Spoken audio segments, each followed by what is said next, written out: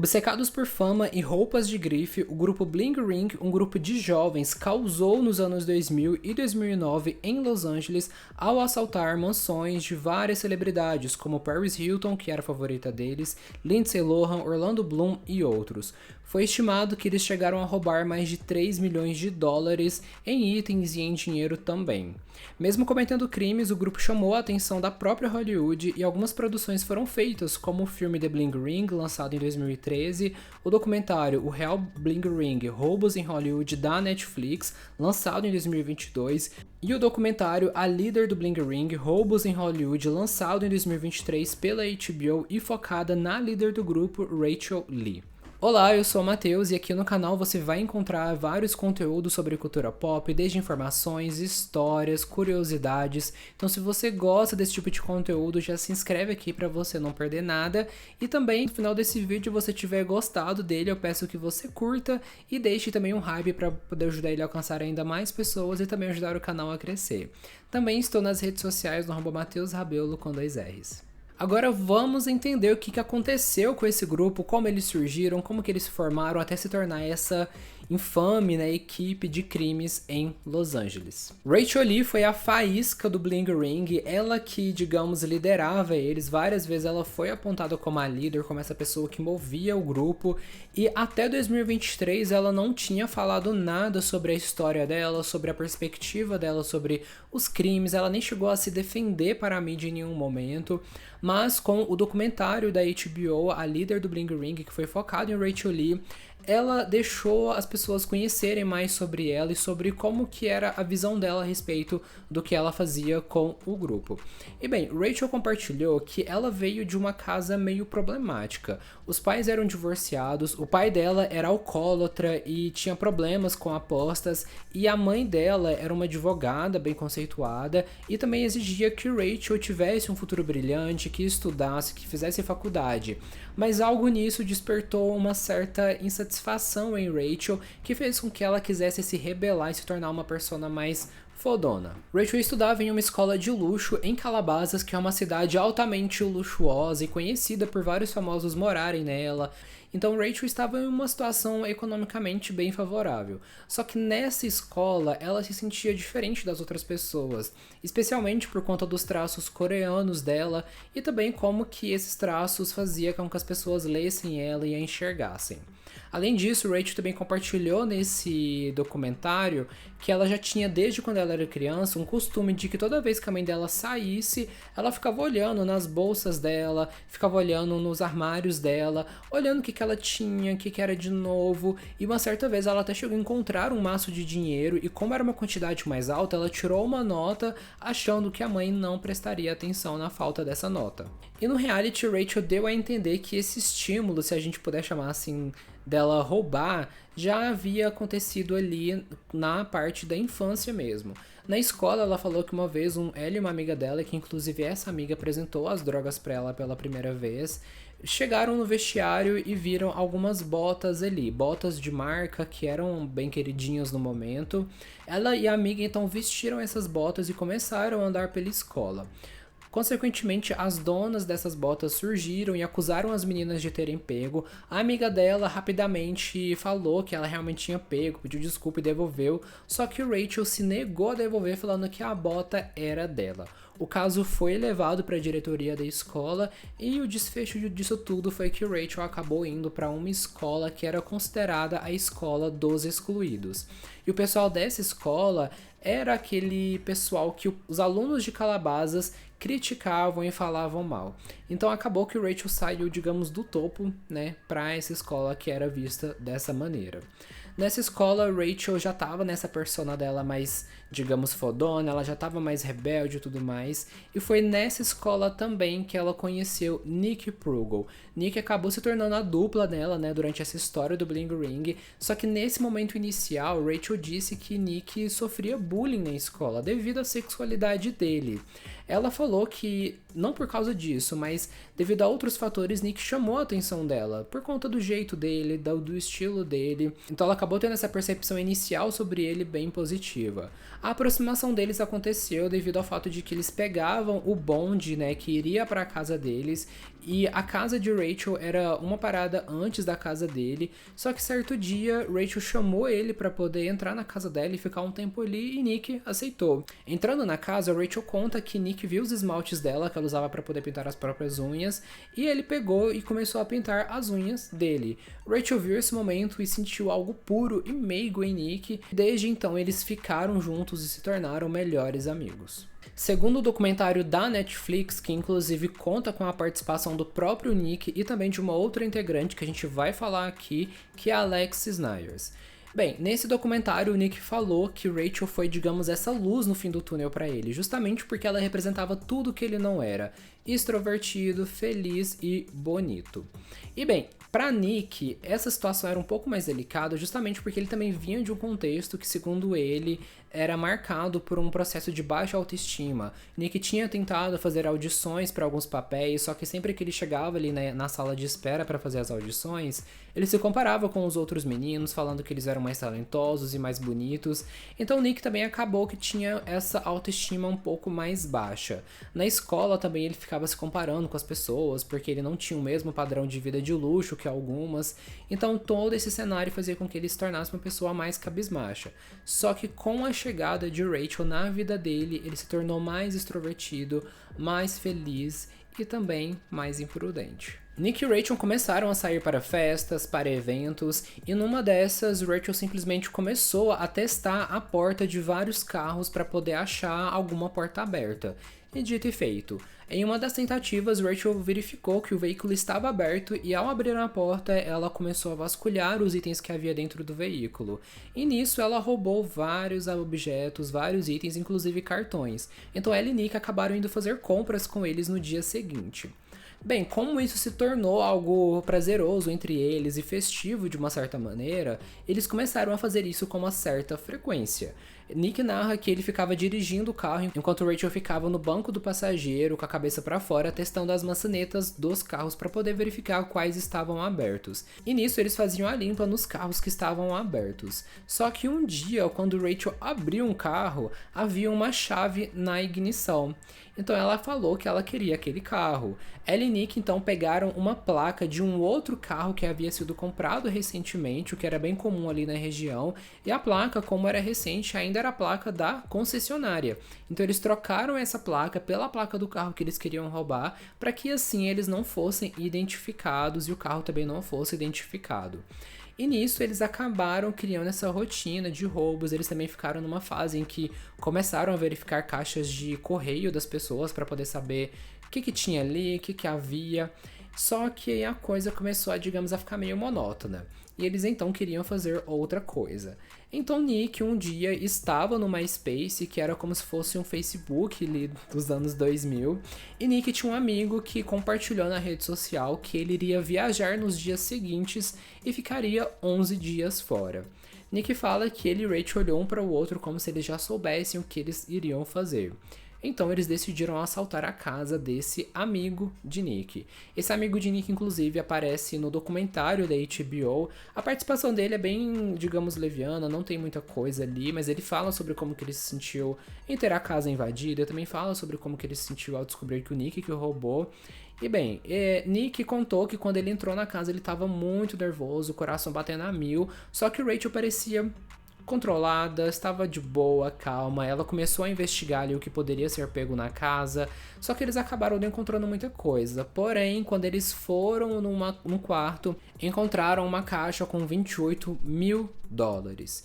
Esse amigo de Nick, no documentário da HBO, falou que como os pais dele eram imigrantes, eles tinham essa certa desconfiança no governo americano, no sistema bancário dos Estados Unidos também. Isso fazia com que eles guardassem dinheiro físico em casa. E Rachel e Nick pegaram todo esse dinheiro. Com essa nova tática testada e, digamos, ter dado certo, Nick e Rachel encontraram uma nova forma de cometer crimes. E isso foi o estopim para que eles começassem a roubar a casa dos famosos. Paris Hilton era uma das pessoas mais fotografadas e acompanhadas ali durante a fase dos anos 2000.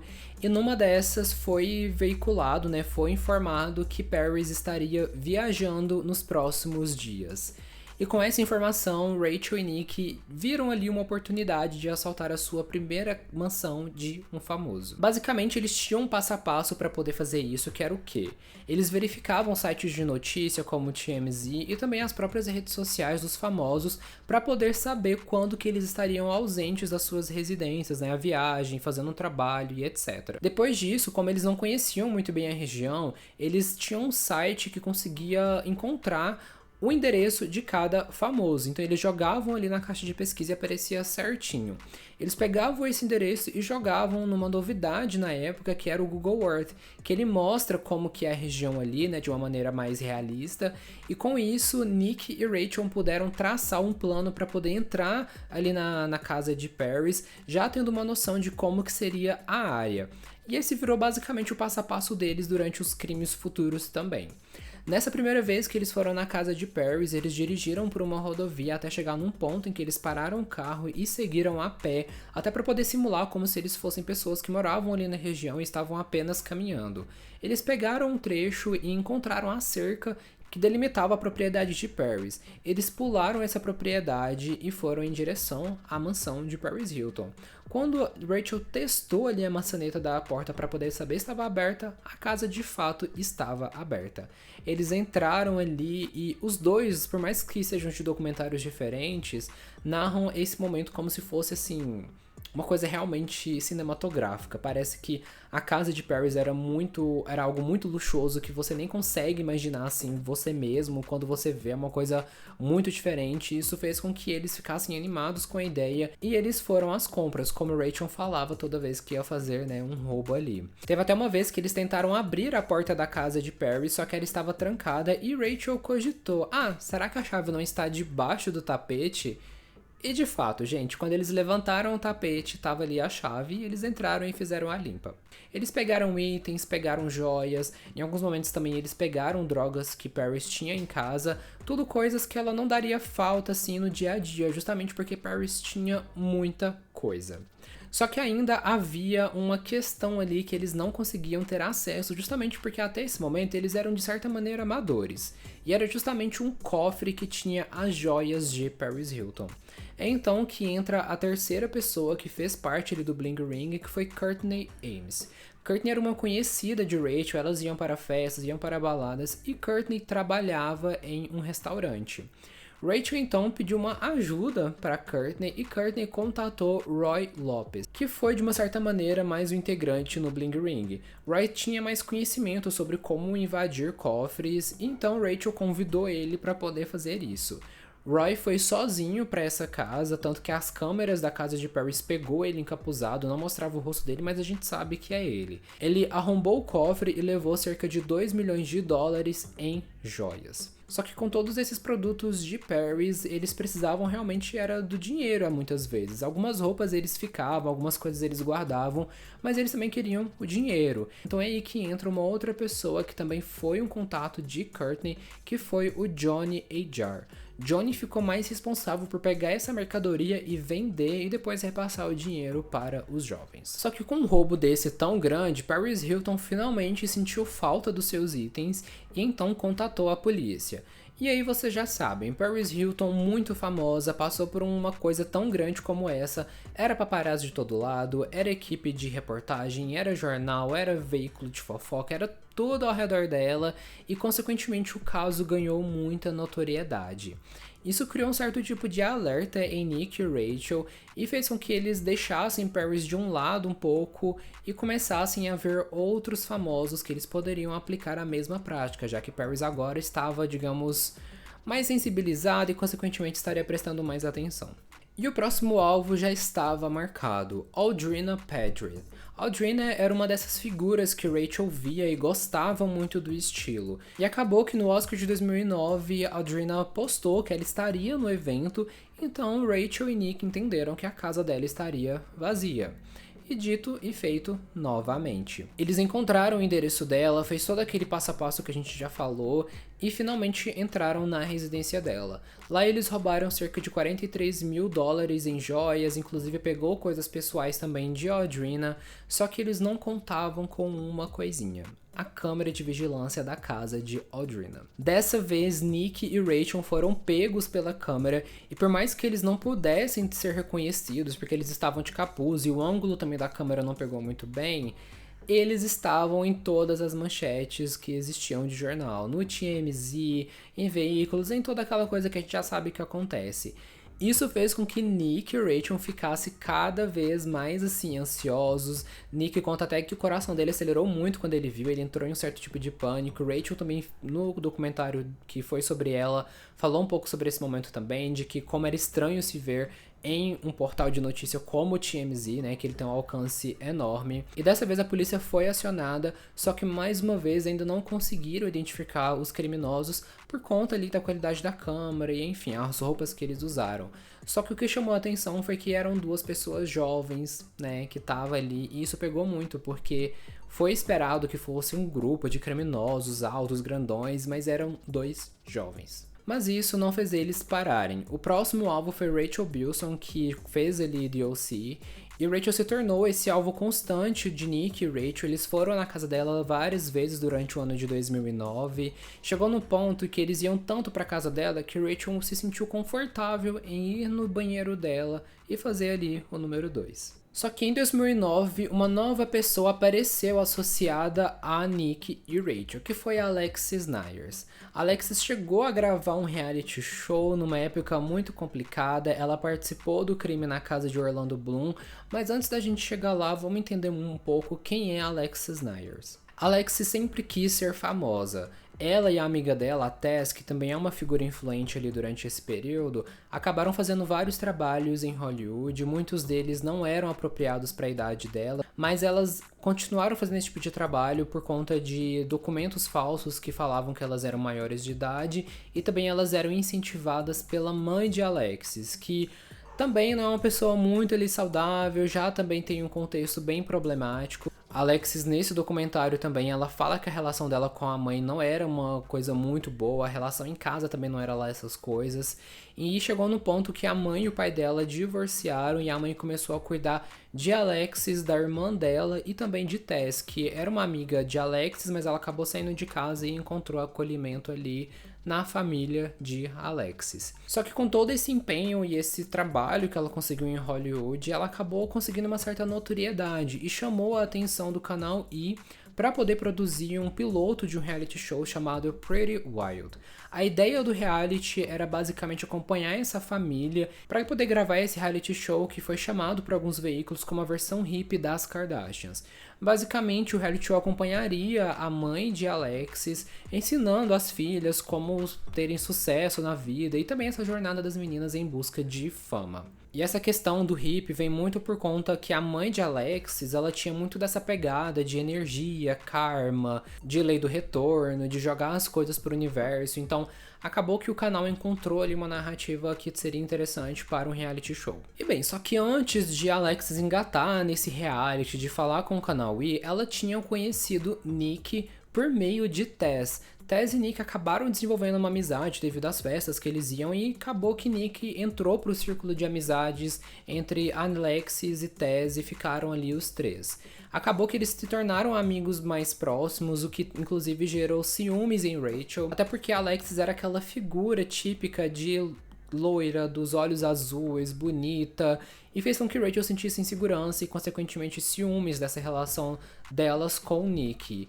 O que fez também com que Rachel se sentisse descartável e, enfim, mais uma pessoa que Nick teria trocado. Mas vale ressaltar que Rachel também conhecia Alexis, até porque as roupas que ela não gostava, né, dos roubos, acabavam indo para Alexis. Só que aí a gente começa a entrar num campo que tem discordância entre essas testemunhas, né, o Nick e a Alexis. Basicamente, o Nick contou no documentário que a Alexis pediu para poder ir no próximo roubo junto com ele e a Rachel, porque ela já não queria mais pegar as sobras de Rachel, ela queria escolher ativamente, né, o que ela queria para si. E Nick aceitou. Alexis, nesse documentário, falou que ela não chegou a pedir, ela foi mais levada por Nick, até porque ela estava drogada e com efeitos de substâncias, que ela não tem memória de muita coisa. Nessa época, Alexis realmente sofria com esse problema envolvendo dependência de drogas, era uma questão ali que ela vivia constantemente na vida dela. Só que Nick falou que a Alexis estava muito consciente sim, que ela estava sabendo o que iria acontecer, o que rolaria ali, então ficou uma palavra contra a do outro. Mas, enfim, o que é importante aqui é saber que no próximo roubo, Alexis estava junto de Nick e Rachel. Nick falou que como Rachel ficou um pouco enciumada por ele levar Alexis, ela acabou levando Diana Tamayo, que também é uma pessoa que ingressou ali no grupo do Bling Ring. Então para esse próximo roubo já tinha mais pessoas. E o próximo alvo também já estava estabelecido, Orlando Bloom. Mais uma vez o roubo foi um sucesso, eles levaram cerca de $500 mil em itens, que envolvia ali roupas, joias, uma mala da Louis Vuitton e toda a coleção de relógios da marca Rolex de Orlando Bloom. Só que a gente tem mais uma questão de que Orlando Bloom na época estava em alta. Ele era assim, super famoso e a mídia começou a fazer a cobertura novamente sobre esses casos. E então foi notando-se alguns padrões, né, dessa equipe que roubava esses famosos ali na região. Rachel conta que ela ficou um pouco insegura a partir desse momento, tanto que ela chegou a ligar para o pai dela, que morava em Las Vegas, e falou sobre toda a situação que estava ocorrendo. Ela contou para ele e ele falou para ela ir morar com ele em Las Vegas e se distanciar dessas amizades, porque ele sabia que alguma coisa de ruim iria acontecer eventualmente.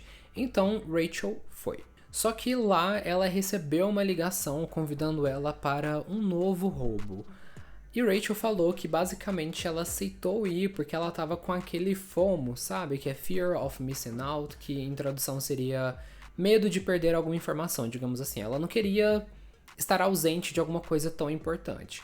Então ela aceitou e deu ali uma burlada no pai dela, né? Deixando ele meio chapado de maconha. E foi embora para Los Angeles de novo. E o alvo da vez foi Lindsay Lohan. Nick fala que Lindsay era esse ícone para Rachel devido ao estilo, devido aos itens que ela possuía, e então eles foram roubar a casa dela. Dessa vez foi apenas os dois e a Diana, e eles fizeram o de sempre, levar os mesmos tipos de itens. Só que eles não contavam com as câmeras na casa de Lindsay. Mais uma vez eles foram pegos pelas câmeras e as imagens acabou parando na mídia e na polícia. Só que a polícia pegou essas imagens e associou com a imagem da casa de Audrina e eles entenderam que se tratava das mesmas pessoas. E então eles juntaram esse fato, mais uma denúncia anônima que falava que Nick estava participando disso tudo, e então eles abordaram Nick. No documentário, Alexis fala que ela e Tess foram as responsáveis por denunciar Nick para a polícia, só que em uma nota no documentário, Tess teria negado essa afirmação feita por Alexis. Sendo Alexis e Tess ou não, o fato é que essa denúncia levou os policiais a Nick. Nick então teve que contratar um advogado, os pais dele tinham um advogado ali para ele, só que ele se recusou a aceitar esse advogado e contratou um outro profissional, porque Nick achava que quanto mais bonito fosse o advogado, melhor seria para ele perante o tribunal, perante o júri. Só que esse advogado fez o quê? Ele disse ao Nick que ele conversou com o delegado e que eles teriam feito um certo tipo de acordo que concederia imunidade ao Nick caso ele contasse tudo, ele relatasse tudo sobre os crimes que eles cometeram, desse os nomes das pessoas que estavam com ele durante esses crimes. E enfim, Nick então com essa oportunidade, né, de pegar a imunidade, de não sofrer com esse processo, acabou contando tudo. Ele inclusive ajudou a polícia a achar os itens roubados, e um dos métodos que ele fez isso foi por meio das redes sociais, porque o pessoal do Bling Ring roubava os itens e tiravam fotos ostentando nas redes sociais esses itens. Então, quando o Nick abria ali os perfis das pessoas e mostrava cada item roubado, a polícia ia percebendo que realmente eram os mesmos itens dos famosos. Ele revelou também que o grupo tinha planos de roubar as casas de Miley Cyrus, Zac Efron, Hilary Duff, Ashley Tisdale e Vanessa Hudgens. E beleza, Nick contou tudo isso, só que aí quando ele abriu o TMZ para poder acompanhar os desdobramentos, né, de todo esse caso, ele leu ali que ele seria preso. Só que aí ele ficou, eu não recebi imunidade, então ele entrou em contato com o advogado dele E o advogado dele falou que, na verdade, o acordo foi verbal ali, não teve um registro escrito, não teve nada que provasse que o Nick receberia imunidade. E que o advogado aceitou esse acordo verbal porque ele achou que o delegado iria honrar, né, a palavra dele, até porque esse era um caso muito grande, poderia ajudar ele, né, visivelmente, assim, pra mídia, na carreira. Mas não aconteceu, né? E no documentário da Netflix, eles também entrevistaram as pessoas da polícia que estavam envolvidas nesse caso na época, e a representante falou que nenhum tipo de acordo como esse chegou a ser falado e a discutido ali no momento. Até porque seria muito injusto se Nick recebesse a imunidade devido à extensão das ações que ele fez. Então, com esse grande furo, né, em relação ao advogado, Nick demitiu ele. E depois disso, Nick pareceu querer aproveitar a fama que ele estava conquistando por conta de toda essa repercussão. Ele começou a aparecer para paparazzis, ele começou a posar para algumas fotos assim na rua, né, fingindo que era espontâneo, e ele começou a dar várias entrevistas para o canal ABC, mais especificamente no Good Morning America, em que ele falou sobre a experiência dele, o que ele achava sobre esses roubos, como que foi. Ele falou que ele estava arrependido, que não conseguia dormir, enfim, muitas questões ali para poder trabalhar a imagem dele. E bem, a confissão de Nick levou a polícia para os outros nomes. Rachel conta no documentário da HBO que a polícia chegou na casa dela e basicamente começou a revistar tudo, assim, a avó dela ficou muito assustada e, enfim, foi uma cena meio chocante. E ela falou que a polícia conseguiu incriminar ela porque eles encontraram uma foto de Paris Hilton nua rasgada na lixeira do banheiro dela. Então, assim, não tinha como negar que Rachel não tinha envolvimento. Então ela foi levada também para fazer parte desse caso, né, para poder ser julgada. E no tribunal eles foram julgados e receberam penalidades adaptadas para o que cada um chegou a fazer durante esses crimes. Mas antes da gente chegar na penalidade de cada um, lembram do reality que eu falei que a Alexis estava gravando? Então, ele foi um certo influenciador de várias questões durante esse caso. O reality de Alexis, que chamava Pretty Wild, ele, digamos, colocou um holofote muito forte em cima desse caso. E não foi um holofote como a gente está acostumado em relação aos veículos de imprensa e tudo mais. Era um holofote hollywoodiano, digamos assim. E basicamente isso fez com que pessoas ao redor dela, profissionais, advogados, delegados, começassem a querer ter um pedacinho da fama ali também. Para vocês terem uma noção de como que esse reality ele adaptou um pouco a narrativa, ele procurava acompanhar a família nessa busca por fama e sucesso e toda essa vibe hippie e tudo mais. Só que como esse caso do Bling Ring surgiu durante as gravações, eles tiveram que mudar a perspectiva, né, mudar ali o quadro para poder fazer com que agora a narrativa do reality fosse ser Alexis, essa garota problema, tentando fugir da prisão, né, de ser presa e de toda a repercussão disso tudo. Então o reality acabou, digamos, fazendo uma cobertura sobre tudo isso na perspectiva de Alexis. Mas sendo um reality, ele quer drama, né? Então acaba que muitas coisas aconteceram ali que não foram orgânicas e não foram naturais. Uma delas foi quando, por exemplo, a polícia de verdade, dessa vez, chegou na casa de Alexis para poder pegar ela, para levar, né, para a delegacia, por conta do caso e etc. Só que a equipe do canal já estava ali na casa gravando, só que eles não puderam usar essas imagens. Só que para não perder esse feeling, o canal pediu que eles regravassem uma cena simulando Alexis sendo pega por pessoas contratadas pelo canal. Então a Alexis falou no documentário da Netflix que foi muito cruel do canal fazer isso, porque ela estava ansiosa a todo momento por medo de ser presa e por medo também das repercussões que isso teria. Só que mesmo assim eles mandaram eles recriarem, então teve todo ali um momento da mãe de Alexis abrindo a porta e se chocando, e a polícia entrando e etc. Depois disso, teve também uma outra cena que foi o quê? O canal pediu pro advogado de Alexis falar para ela que ele encontrou uma estratégia favorável para o lado dela. Só que isso não era verdade. Literalmente, gente, não era verdade. Foi uma solicitação do canal e o advogado cedeu porque ele teria esse momento dele de fama ali no reality, porque ele apareceria. Então ele fez isso, ele chamou a Alexis pro escritório dele e falou ali que teria uma oportunidade positiva para ela, só que na verdade não tinha, e a Alexis não sabia. Então eles brincaram ali também com a emoção dela naquele momento. Só que a Alexis também tinha um outro agravante, que era o problema com a dependência de drogas. Em alguns momentos no reality ela parecia alterada, parecia às vezes desanimada, ou enfim, ela não estava nos conformes ali da razão dela. E as pessoas do canal não sabiam que ela tinha esse problema com as drogas, até que um dia eles descobriram, só que eles não poderiam falar sobre isso no reality, porque é um tema um pouco mais pesado, né? E então eles pediram para que a mãe de Alexis simulasse uma cena para poder justificar um pouco desse comportamento da jovem. Basicamente, a mãe de Alexis entrou no banheiro e coincidentemente encontrou alguns frascos de remédio. Ela confrontou a Alexis, aí teve um momento ali de discussão entre as duas, mas o público ficaria sabendo que essas alterações de Alexis eram mais por conta dessas medicações. Durante a gravação do reality também teve ali uma outra questão, que foi quando a Nancy Joe, da Vanity Fair, foi entrevistar a Alexis. Ela aceitou ser gravada pela equipe também do reality show, e nessa entrevista ela fez várias perguntas pra Alexis sobre a carreira dela, sobre os gostos dela, e a Alexis ficou muito animada, porque ela pensou, nossa, vou sair na Vanity Fair, que é a revista onde saem os famosos, né, que ela tanto gostava, que ela aspirava a ser. Só que depois que a edição chegou pra ela, foi um tiro no próprio pé. A matéria basicamente falava mal de Alexis, até colocou de maneira tendenciosa que Alexis era essa figura maior do Bling Ring, sendo que ela tinha participado só de um crime, né, se a gente for olhar pelo histórico. Então, criou essa imagem que prejudicou Alexis Nyers. Ela tem até uma cena meio vergonhosa quando ela liga pra jornalista e ela fala: estou te ligando pra poder falar que eu estou muito desapontada. Aí a mãe dela começa a gritar ali também. Essa matéria, inclusive, está disponível até hoje. Então, se você quiser ler, tá lá na Vanity Fair.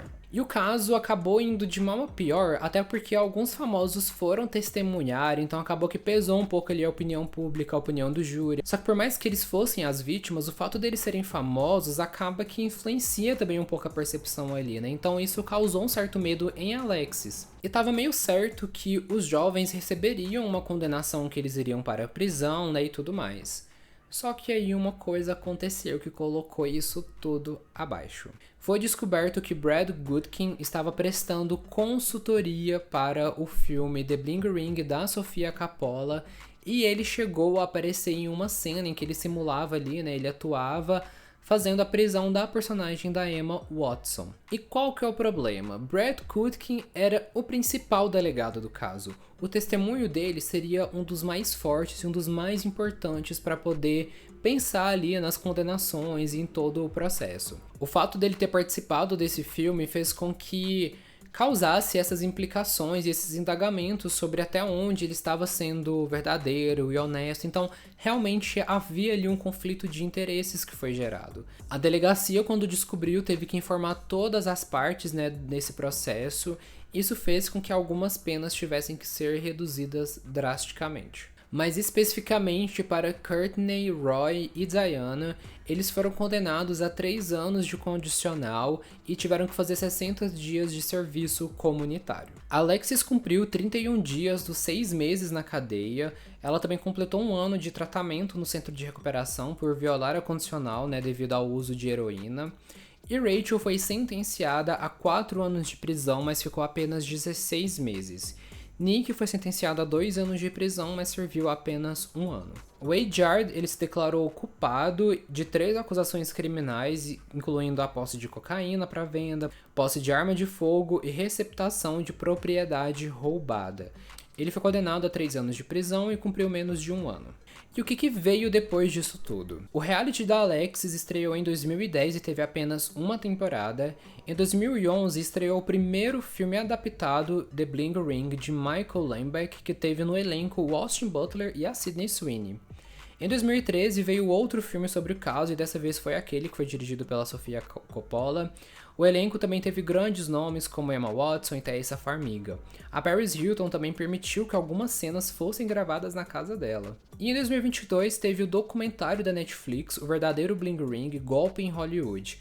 O diferencial desse documentário foi que ele trouxe, né, um tom mais sério e entrevistou 2 pessoas que estavam envolvidas diretamente no caso, que foram o Nick e a Alexis, e além de profissionais também que atuaram naquela época, como a gente falou, né, da delegada e de pessoas que trabalhavam ali. Eles inclusive trouxeram até as responsáveis pelo reality show. Em 2023, a HBO lançou um documentário focado em Rachel Lee, que é chamado A Líder dos Bling Ring, Os Roubos de Hollywood. Nesse documentário, a Rachel fala sobre a vida dela, os problemas de casa e a perspectiva dela sobre os crimes. Ela também contou que na cadeia ela se envolveu em projetos comunitários e fez parte também de uma comunidade que ela considerou positiva, e isso mudou ela significativamente. Ela também relatou que atualmente tem dificuldades de construir novas amizades por conta do trauma que sentiu com os amigos antigos, e ela também alegou que se sente uma vítima de Nick Prugo porque ele enfiou as garras nela e que jamais vai deixá-la voltar para a vida dela atualmente. E o que eles estão fazendo hoje em dia, né, depois de tudo isso? Nick se casou em 2017 e junto ao marido eles construíram um negócio juntos. Em 2022 ele contou que estava solicitando uma certificação de reabilitação e um perdão do governador. Rachel está com uma vida mais discreta, mas ainda continua ali na Califórnia, segundo a Esquire. Em 2018, ela deu uma entrevista para a US Weekly em que disse que a prisão foi uma bênção disfarçada e atualmente ela trabalha como cabeleireira. Alex atualmente tem 2 filhos e tem também alguns projetos para pessoas que sofrem com dependência e doenças mentais, para que elas possam aprender com a história dela e possam, passar por esse momento.